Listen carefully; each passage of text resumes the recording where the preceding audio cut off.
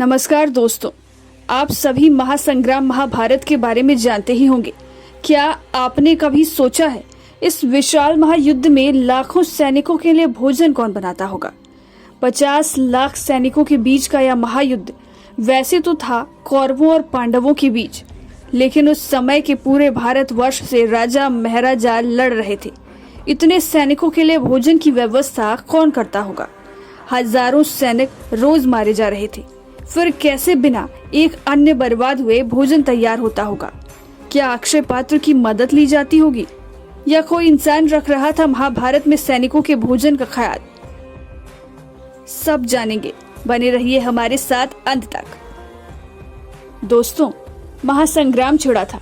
वैसे तो यह महासंग्राम कौरवों और पांडवों के बीच था, लेकिन अखंड भारतवर्ष के राजा महाराजाओं ने भी इस महासंग्राम में शिरकत की थी। पर रुक्मी और बलराम को छोड़कर एक और राजा थे जिन्होंने इस युद्ध में भाग नहीं लिया था। जी हाँ, परंतु यह राजा पूरे 18 दिन महाभारत के युद्ध से जुड़े रहे थे। अब आप सोच रहे होंगे, जब युद्ध में सम्मिलित नहीं हुए तो महाभारत से कैसे जुड़े रहे? दोस्तों, दक्षिण के एक राजा उडुपी युद्ध में सम्मिलित होने पहुंचे। उनके पहुंचते ही कौरवों और पांडवों ने उन्हें अपने पक्ष में करने की हर संभव कोशिश की, लेकिन राजा उडुपी इस युद्ध को जायज नहीं समझ रहे थे। उनका मानना था, भाई भाई के बीच का यह युद्ध सही नहीं है, यह युद्ध नहीं होना चाहिए। महासंग्राम में उडुपी क्या भूमिका निभाते, इसे लेकर वह श्री कृष्ण के पास पहुंचे। राजा उडुपी ने श्री कृष्ण से कहा, मैं इस युद्ध को नहीं मानता। भाई भाई के बीच का यह युद्ध न्याय संगत नहीं है। मैं युद्ध में सम्मिलित नहीं होना चाहता, इसीलिए आप बताएं मैं क्या करूं?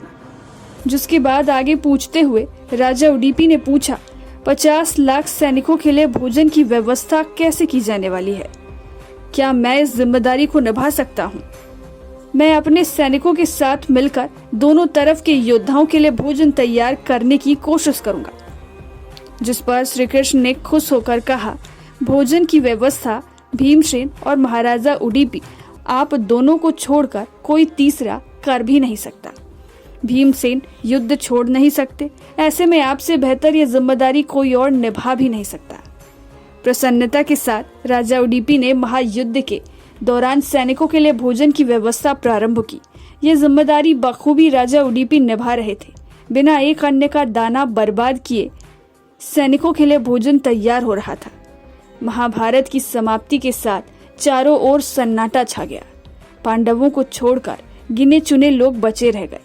महाराजा युधिष्ठिर ने युद्ध की समाप्ति के बाद पूछा, राजा उडुपी, इस युद्ध में 50 लाख सैनिकों ने भाग लिया।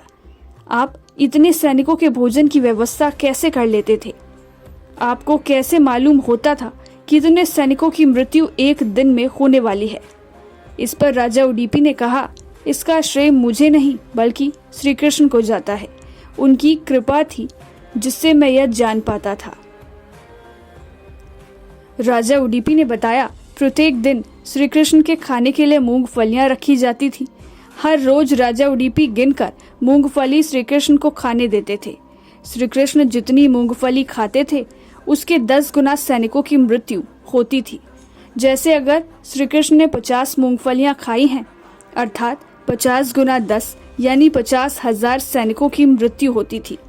राजा उडुपी मूंगफलियों को गिनकर ही सैनिकों की मृत्यु का आकलन करते थे। जिसके बाद राजा उडुपी और उनकी सेना मृत सैनिकों का भोजन तैयार करती थी, जिससे भोजन भी बर्बाद नहीं होती थी। कुछ इसी तरह तैयार किया जाता था महाभारत में भोजन।